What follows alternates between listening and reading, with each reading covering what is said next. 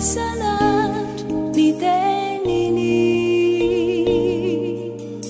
zay efa nanova ny fiainako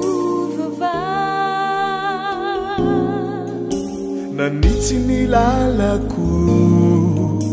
ka nampianatray handeha nanolotray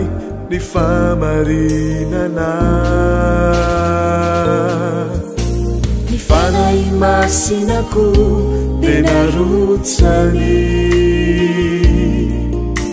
hitarika ay oeo antogony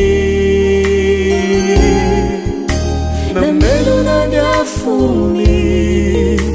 finonao anatiko ao hitarika ay hoany andanitra manotrano ny mpanesya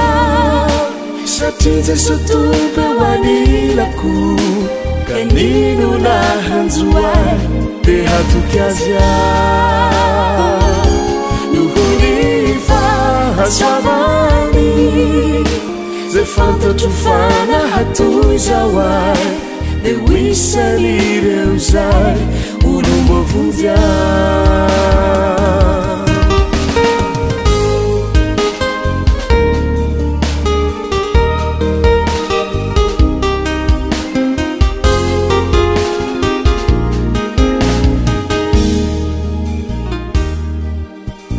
ny fanahy masinako de narotsany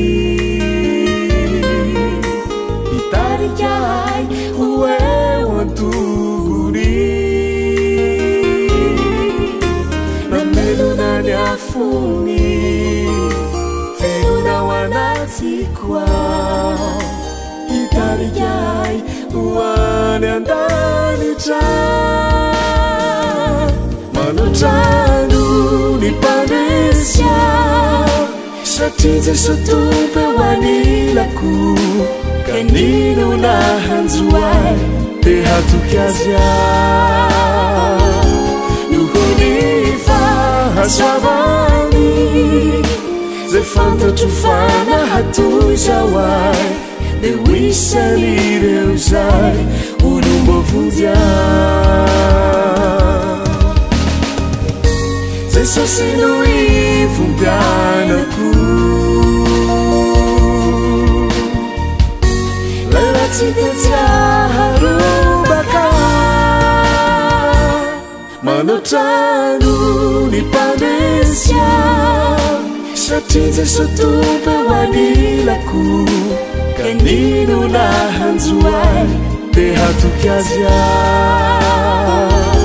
noho ny fahasoavany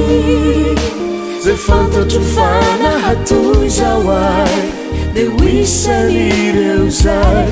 olombo vonjy de hoisan'ireo zay olombo vonjy